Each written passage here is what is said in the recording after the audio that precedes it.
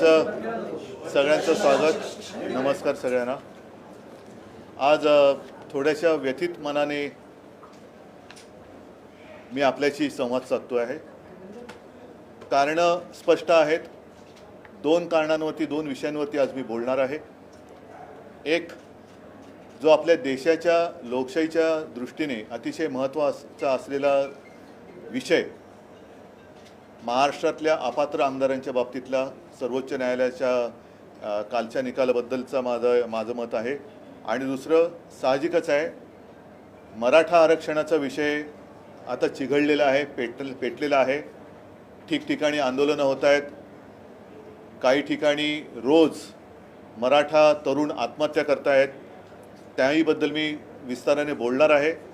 पण सुरुवातीला काल जो सर्वोच्च न्यायालयाने एक निकाल किंवा आदेश दिलेले आहेत त्याच्याबद्दल मला बोलणं भाग आहे. याचं कारण असं, मी दसऱ्याच्या माझ्या मेळाव्याच्या भाषणात बोललो होतो, अपात्रतेचा निर्णय हा एक आहेच, पण त्या निमित्ताने सर्वोच्च न्यायालयाचं अस्तित्व, सर्वोच्च न्यायालयाचं महत्त्व आपल्या देशात काय आहे, काय असणार आहे, आणि त्याच्यावरती आधारित देशाची घटना जी डॉक्टर बाबासाहेब आंबेडकरांनी लिहिलेली आहे ती, आणि देशातली लोकशाही ह्यापुढे टिकणार आहे की नाही, या निर्णयाकडे केवळ आपल्या देशातल्याच नागरिकांचं नव्हे तर जगातल्या सर्व नागरिकांचं लक्ष आहे. कारण आपला देश हा आता जागतिक लोकसंख्येत नंबर 1चा देश आहे. त्याच्यामुळे सर्वात मोठी लोकशाही ही आपल्या देशात आहे. आणि तीच लोकशाही जर धोक्यात आली असेल तर आपण सगळेजण आणि त्याचबरोबरीने सर्वोच्च न्यायालय काय करते यावरती सगळ्यांचं लक्ष आहे. लवाद हा निर्णय मानणार आहे की नाही, आदेश मानणार आहे की नाही. कारण असे जर का हे लवाद ट्रायब्युनल सर्वोच्च न्यायालयाचे निकाल न जुमानता आपल्या मर्जीने, आपल्या मस्तीने वागायला लागले तर मग या देशाची जी काही हाल जे काही होतील ते कोणालाही सावरता येणार नाही. आणि काल जो आदेश अत्यंत स्पष्ट शब्दात सर्वोच्च न्यायालयाने इथल्या लवादाला दिलेला आहे, म्हणजे नार्वेकरांना दिलेला आहे, तो अनिल तुम्हाला मी सांगतो जरा वाचून दाखवा. हा एवढ्यासाठी आपल्याकडे तो आलेला आहे. पण काल संध्याकाळी माझ्या बातम्यात किंवा वाचनात असं आलं की नार्वेकर असं म्हणाले की अजून मी तो काय वाचलेला नाही आहे, मी असं ऐकलेलं आहे वगैरे वगैरे वगैरे. हे त्यांचे सगळे जे काय आहे तर त्याच्यासाठी केवळ त्यांनाच नव्हे तर राज्यातील सर्व जनतेला हा नेमका आदेश आहे, निर्देश आहेत तरी काय हे कळलं पाहिजे. आणि मी तर माझ्या मुंबईतल्या आणि सर्वच आमदारांना असं सांगणार आहे, सर्वच आमदारांना, आज आमदारच तुम्ही पण आहात, सर्वच आमदार जर नार्वेकर मुंबईत असतील तर त्यांना ह्याची कॉपी मुद्दामून द्या आणि त्यांच्यासमोर पण एकदा त्याचं वाचन करा. जरा तुम्ही ह्याचं एक दोन ओळी जे आहेत ते वाचून दाखवा, म्हणजे मग मी पुढच्या विषयावर बोलेन. काल सर्वोच्च न्यायालयाने इकडे जायचं नाही काल सर्वोच्च न्यायालयाने जे काही आदेश दिलेत त्या आदेशाचा थोडक्यात अर्थ असा आहे की शिवसेनेने जी काही पिटिशन्स केली होती आमदार अपात्रतेच्या बाबतीमध्ये, या बाबतीमध्ये अध्यक्षांकडनं एक वेळापत्रक सादर केलं जाणार होतं. आणि ते वेळापत्रक सादर करताना काल त्यांनी एक ॲफिडेव्हिट दिलं आणि त्या ॲफिडेव्हिटमध्ये त्यांनी असं सांगितलं की 28 फेब्रुवारीपर्यंत आम्हाला वेळ हवा आहे. त्याची दोन कारणं त्यांनी दिली होती की दिवाळीची सुट्टी आणि अधिवेशन. परंतु या बाबतीत तीव्र नापसंती व्यक्त करून सुप्रीम कोर्टाने असं सांगितलं की आम्ही ऑलरेडी सगळं प्रकरण सेट केलेलं आहे, या बाबतीत आपल्याला निर्णय घ्यायचा आहे आणि तो निर्णय घेण्यासाठी एवढे दिवस काही थांबायची गरज नाही. कारण हे दोन विषय जरी बाजूला काढले तरी जवळपास 30 दिवस आपल्या हातात उरत आहेत. आणि म्हणून ही जी पिटिशन्स आहेत, आमचं 16 जणांचं पिटिशन आणि गोगावलेंचे केलेलं पिटिशन, या दोन्ही पिटिशनचा निर्णय आणि त्यावरचा म्हणजे त्याची सुनावणी आणि त्यावरचा निर्णय हा 31 डिसेंबरपूर्वी तुम्हाला घ्यावाच लागेल, अशा प्रकारचे स्पष्ट आदेश त्यांनी काल दिलेले आहेत. आणि त्या बाबतीमधली पुढील सुनावणी जानेवारीच्या पहिल्या आठवड्यात ठेवली आहे. म्हणजे या बाबतीमध्ये अध्यक्ष म्हणजे ट्रायब्युनल काय करते आणि त्यांनी आपल्या अंमलबजावणी निर्णयाची केली आहे की नाही हे बघण्यासाठी जानेवारीच्या पहिल्या आठवड्यामध्ये पुन्हा एकदा सुनावणी घेतलेली आहे. त्यामुळे या सगळ्या गोष्टींचा अंतिम निवाडा हा 31 डिसेंबरपूर्वी हा करावाच लागेल. तो जर केला नाही तर कंटेम्प्ट ऑफ कोर्ट होईल आणि त्याची तीव्र दखल न्यायालय 31 तारखेच्या नंतर जी पहिल्या आठवड्यात जानेवारीच्या सुनावणी ठेवलेली आहे त्याच्यात ती घेईल. ठीक आहे. याचाच अर्थ असा की घटनेनुसार जर का न्यायनिवाडा झाला आणि जो होईल ह्याची मला खात्री आहे, कारण मी परंपरेच्या बाबतीत सुद्धा दसरा मेळाव्यात बोललेलो आहे. महाराष्ट्राला सुद्धा एक न्यायदानाची परंपरा आहे जी रामशास्त्री प्रभुणे यांच्या नावाने आज सुद्धा आपण म्हणतो की रामशास्त्री बाणा. सत्ताधीशांपुढे न झुकता, समोर सत्ताधीश किती बलवान असला तरी त्याच्याही समोर न झुकता न्याय देण्याची परंपरा ही महाराष्ट्राने देशालाच नव्हे तर जगाला दाखवलेली आहे. आणि त्याच परंपरेला जागून केवळ शिवसेनेलाच नव्हे तर लोकशाहीला न्याय मिळेल याची मला खात्री आहे. आणि असं होईल याची खात्री असल्यामुळे 31 डिसेंबरला सरत्या वर्षाला आणि अपात्र सरकारला आपण निरोप देऊ, हाही माझ्या मनामध्ये विश्वास आहे. आता दुसरा मुद्दा जो आहे आरक्षणाचा, मी त्याहीबद्दल दसरा मेळाव्यात बोललो आहे. परवासुद्धा मी माझं एक पत्रक दिलं होतं, पण अजूनही काही मार्ग निघत नाही आहे. काल एक मीटिंग मुख्यमंत्र्यांनी घेतली, पण त्या मीटिंगला माझ्या माहितीप्रमाणे दोन्ही उपमुख्यमंत्री हजर नव्हते. एका मुख्यमंत्र्यांना डेंगी झाले असं कानावर आलं आणि दुसरे उपमुख्यमंत्री हे मराठा महाराष्ट्र याहीपेक्षा भाजपाचा प्रचार करायला रायपूरला गेले होते. म्हणजे ज्यांना आपल्या राज्यामध्ये सगळं जळत असताना, लोक रस्त्यावरती उतरली असताना, तरुण आत्महत्या करत असताना देखील पक्षाचा दुसऱ्या राज्यातला प्रचार महत्त्वाचा वाटतो, अशी लोक हे या समाजाला न्याय देऊ शकतात का? हा एक प्रश्न ज्याच्या त्याच्या मनातला आहे, तोच मी आज बोलतोय. मी आपल्या माध्यमातून जरांगे पाटलांना सुद्धा विनंती करतोय, जी विनंती मी त्यांना भेटलो होतो तेव्हा केली होती, की कृपा करून तुम्ही टोकाचं पाऊल उचलू नका. तुमच्यासारख्या लढवयांची राज्याला आणि समाजाला गरज आहे. तुम्ही सुद्धा आणि मराठा समाजातल्या तरुणांना सुद्धा मी विनंती करतो की कृपा करून आत्महत्येसारखं टोकाचं पाऊल उचलू नका. आणि त्याचबरोबरीने आपापसात कुठे मतभेद होतील, जाळपोळ होईल, भांडण होईल, असं काही करू नका. कारण आज सकाळी जरांगे पाटलांनी सुद्धा तेच म्हटलेलं आहे की जाळपोळ करण्यामागे दुसरे कोणतरी असू शकतात.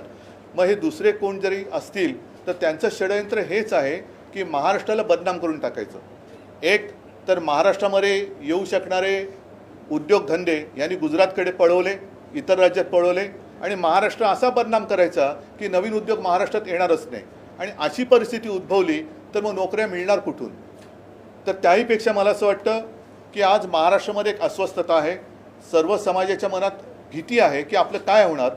मराठ्यांना त्यांचं आरक्षण, त्यांचा न्याय हक्क हा मिळालाच पाहिजे, याच्याबद्दल दुमत नाही. एक गोष्ट लक्षात घेतली पाहिजे की मराठे स्वाभिमानी आहेत, त्यांना दुसऱ्याच्या पानातलं वाढलेलं खेचून घेण्याचा कुठेही त्यांची इच्छा नाही, तशी त्यांची मागणी नाही. मराठा समाज आहे, धनगर समाज लढतो आहे, ओबीसीच्या मनामध्ये धाकधूक आहे, आदिवासींच्या मनामध्ये धाकधूक आहे. आपलं काय होणार जर मुख्यमंत्र्यांची शपथ घेतली छत्रपती शिवाजी महाराजांची, ती शपथ त्यांनी गादीवर बसल्यानंतर 1.5 वर्षानंतर का घेतली? मधल्या काळामध्ये त्याने प्रश्न सोडवायला काही हरकत नव्हती.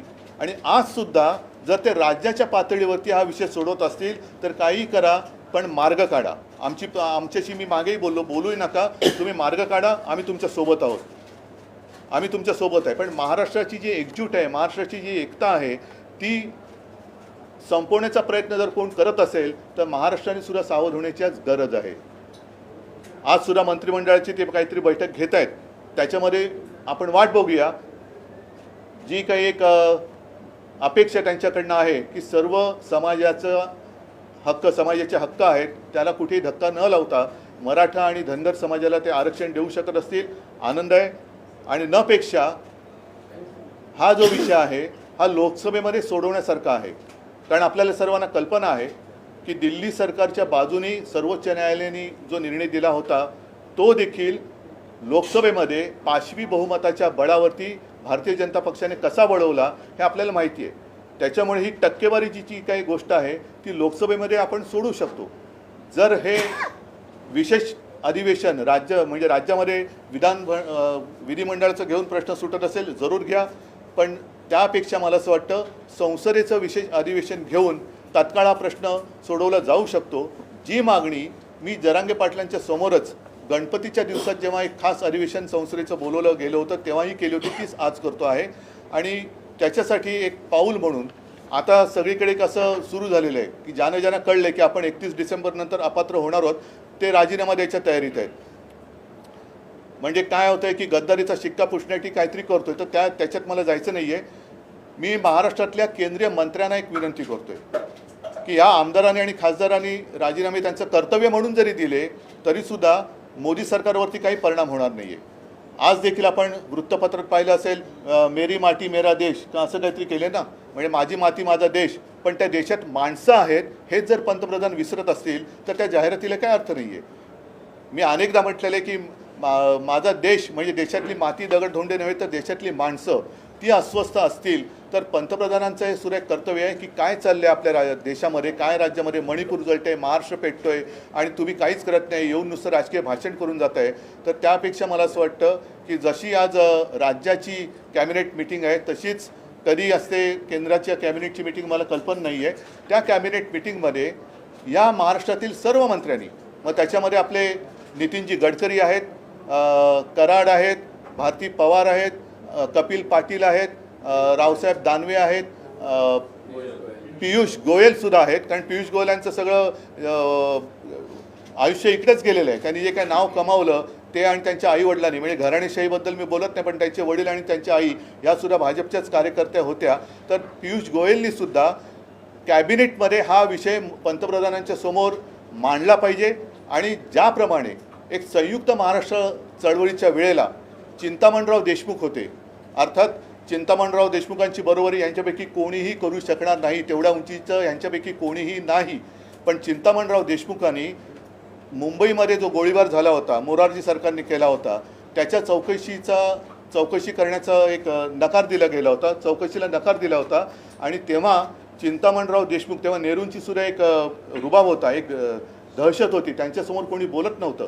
पण चिंतामणराव उभे राहिले आणि त्यांनी सांगितलं तुम्ही या गोळीबाराची चौकशी करत नाही याचा अर्थ तुमच्या मनात माझ्या महाराष्ट्राच्या बद्दल आकस आहे, मला तुमच्या मंत्रिमंडळात राहायचं नाही, हा घ्या माझा राजीनामा. तसं या 6-7 जे काही मंत्री आहेत त्या मंत्र्यांनी महाराष्ट्राच्या या अस्वस्थतेबद्दल पंतप्रधानांना सांगायला पाहिजे की आपण महाराष्ट्रात येऊन गेलात, महाराष्ट्र पेटतोय, जातीपातीमध्ये भिंती उभ्या राहत आहेत, सर्वसमावेशक असं आरक्षण तुम्ही देणार आहात की नाही, आणि जर देणार नसाल तर आम्ही तुमच्या मंत्रिमंडळात राहू इच्छित नाही, हा घ्या आमचा राजीनामा. तर आणि तर हा प्रश्न पुढे सोडवला जाईल. आणि मंत्रिमंडळाने राजीनामा दिल्यानंतर सुद्धा जर का पंतप्रधानांवरती काही परिणाम होणार नसेल तर मग मी असं म्हणेल की मग महाराष्ट्रातल्या सर्व पक्षाच्या 48 खासदारांनी एकजुटीने राजीनामा द्यावा. एकजुटीने महाराष्ट्राची ताकद काय असते, महाराष्ट्र कसा एकवटतो, नेहमी आपण जे म्हणतो ना महाराष्ट्राने देशाला दिशा दाखवली, ती वेळ आता आलेली आहे. जी हुकुमशाही मी म्हणतो ती तोडून मोडून टाकण्याची आत्ताच वेळ आलेली आहे. मराठा समाज आहे, धनगर आहे, ओबीसी आहे, आदिवासी आहे, सगळेच समाज आहेत, त्यांना समाधानी करण्यासारखं आरक्षण हे पंतप्रधानांनी दिलंच पाहिजे, लोकसभेमध्ये हे दिलं गेलं पाहिजे. आणि त्याच्यात केंद्र सरकार जर हात वर करत असेल तर मग महाराष्ट्रातल्या या मंत्र्यांना मंत्रिमंडळात राहण्याचा काही अधिकार नाही. म्हणून मी सर्व मंत्र्यांना सांगतोय की तुम्ही ज्या वेळेला केंद्रीय कॅबिनेट मिटिंग असेल तेव्हा पंतप्रधानांसमोर त्यांना सांगा की बाकीचे विषय बाजूला ठेवा, हा पहिला आमचा मुद्दा आहे, याच्यावरती काय ते सांगा, नाहीतर हा आमचा राजीनामा आहे, एवढं धाडस त्यांनी दाखवावं अशी माझी अपेक्षा आहे. काल महाराष्ट्रामध्ये ज्या पद्धतीनं अनेक ठिकाणी मी त्याच्यावरतीच बोललोय. अनेक लोकांवरती 307चा गुन्हा दाखल केलेला आहे. नाही, ही जुलूम जबरदस्ती आहे. मी आणखीन पण काही वाचले की शासन आपल्या दारी म्हणून जे काही थोतांड चाललेलं आहे तो कार्यक्रम नीट होण्यासाठी आमच्यासह काही इतर पक्षाच्या कार्यकर्त्यांच्या, म्हणजे शासन आपल्या दारी आणि पोलीस आपल्या घरी, हा कोणता प्रकार आहे, हे कोणतं सरकार आहे? मुख्यमंत्री असं म्हणतात कालच्या बैठकीमध्ये की हे मागच्या सरकारचं फेल्युअर आहे, सर्वोच्च न्यायालयात बाजू मागच्या सरकारमध्ये ते सुद्धा होते. आणि एक नीट लक्षात घ्या की ज्या वेळेला आमचं सरकार आलं त्याआधी सर्वोच्च न्यायालयात ही केस गेलेली होती. आमचं सरकार आल्यानंतर आम्ही त्यांच्या वकिलांमध्ये कुठेही फरक केलेला नव्हता. जे वकील आधीच्या सरकारने नेमले होते तेच ते नेमले होते. जी काय माहिती होती ती वेळेवर दिली गेलेली होती. पण साधी गोष्ट आहे, नुसतं स्वतःचे कपडे झटकून चालणार नाही. आता तुम्ही बसलेला आहात, तुम्ही महाराजांची शपथ घेतलेली आहे, प्रश्न सोडवतात की नाही एवढं पहिले सांगा. नहीं, अभी इतनी सारी बात मैं हिंदी में कैसे कर सकता हूँ? आप तुम्ही जो मुद्दा मांडला भावनिक आणि पंतप्रधानांवर एक दबाव निर्माण करणं. नाही नाही, दबावाचं नाही मी म्हणत आहे, पण प्रश्न सोडवण्यासाठी शेवटी मुळापर्यंत जाण्याची गरज आहे. विधानसभेचं अधिवेशन घेऊन हा प्रश्न सुटत असेल तो मागेही आपण केलेला आहे. आज अधिवेशन घ्यायचं तर आत्ता अधिवेशन घ्या, आमची तयारी आहे. आम्ही पूर्णपणे या आरक्षणाच्या बाजूने आहोत, पण विषय सोडवा. नाही, पण कोर्टात हा मुद्दा टिकत नाही.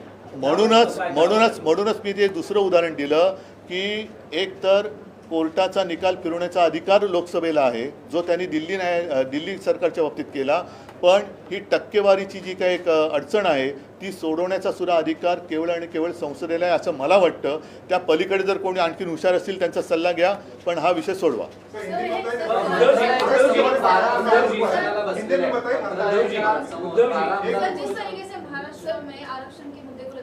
मैंने जैसे अभी कहा कि महाराष्ट्र आज तक तो शांत था.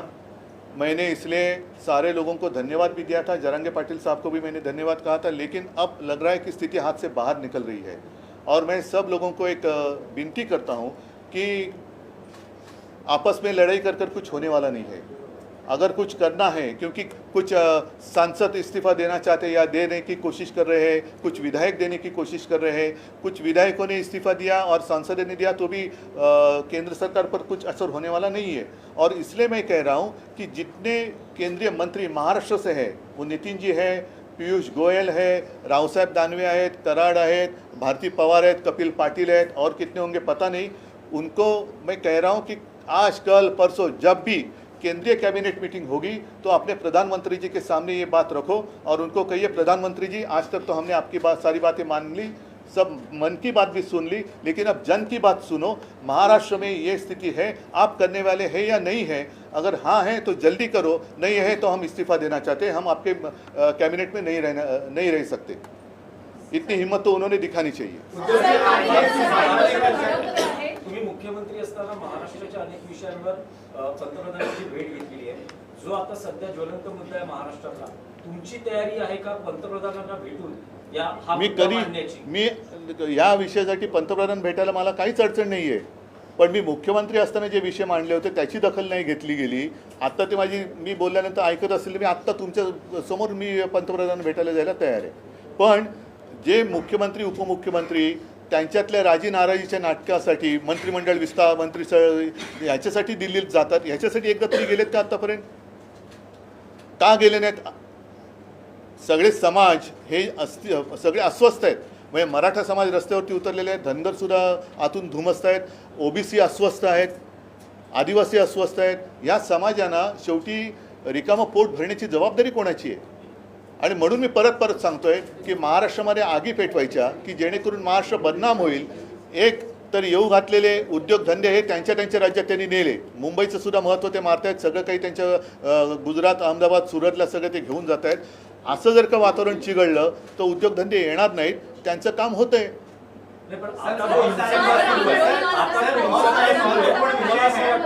या आधी मराठा मोर्चा जवळपास 58 मराठा मोर्चा निघाले, शांततेत निघाले. पण आता जे आंदोलन सुरू आहे, हिंसाचार सुरू झालेले आहेत, दगडफेक, जाळपोळ, आंदोलन भरकटले असं तुम्हाला वाटतं? नाही, मी आत्ता त्याच्याबद्दल काही भाष्य करणं योग्य नाही आहे, कारण शेवटी प्रत्येकाचा एक संयमाची सीमा असते. जरांगे पाटील या विषयात ती सकाळी बोलत, मी ते अजून नीट ऐकलेलं नाही. पण मी पुन्हा सगळ्यांना एक विनंती करतोय की कृपा करून आपापसामध्ये अशी दंगली भडकवणं हे योग्य नाही. शेवटी आपल्या मराठी माणसाचं, मराठ्यांचं नुकसान होतं आहे. जिकडे न्याय मिळणार आहे तिकडेच आपल्याला आता त्या रोखाने प्रयत्न करावे लागतील. मी परत एकदा सांगतो की महाराष्ट्रातले जेवढे कॅबिनेट मंत्री दिल्लीच्या मोदी सरकारमध्ये आहेत त्यांनी तातडीने मोदींची भेट घेण्यापेक्षा कॅबिनेट बैठकीमध्ये सर्व विषय बाजूला ठेवून महाराष्ट्रातली अस्वस्थता मोदींच्या समोर मांडावी. आणि जर पंतप्रधान ह्याच्यामध्ये हस्तक्षेप करायला तयार नसतील तर मात्र मला असं वाटतं या सर्व मंत्र्यांनी मंत्रिपदाचा राजीनामा दिला पाहिजे.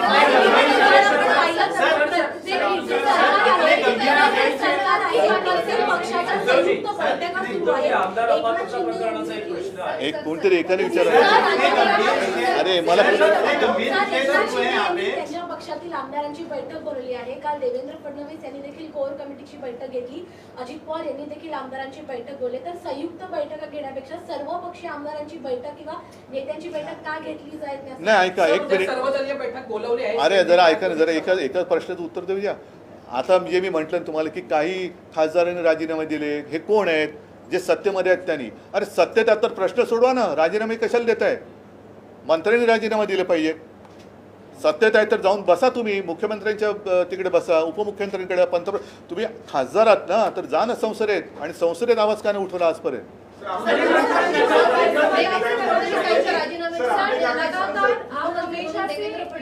अरे एक मिनिट जरा अरे मला एकाचं तरी उत्तर देऊ ना.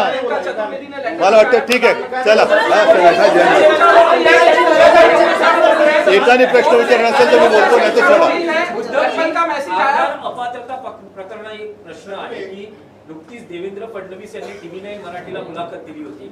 यात ते असं म्हणाले की मुख्यमंत्री एकनाथ शिंदे हे पात्र ठरतील, याविषयी मी आत्मविश्वासाने सांगू शकतो आणि त्यांच्या नेतृत्वाखाली निवडणुका लढल्या जातील. पण जर ते अपात्र ठरले तर त्यांना विधान परिषदेवर निवडून आणलं जाईल आणि मुख्यमंत्री त्यांना गद्दारांची बाजू घेण्यासाठी, तोडगा काढण्यासाठी वेळ आहे, पण न्याय हक्कासाठी जे आत्महत्या करतायत, जे उपोषणाला बसतायत, आंदोलनं करतायत, त्यांच्यासाठी, त्यांच्या प्रश्नावर तोडगा काढण्यासाठी वेळ नाही. ते आंदोलन चिघळलं असताना त्यांच्या पक्षाच्या प्रचारासाठी रायपूरला जात आहेत. त्यांच्याकडनं अपेक्षा काय करायची?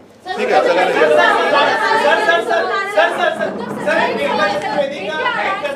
सवाल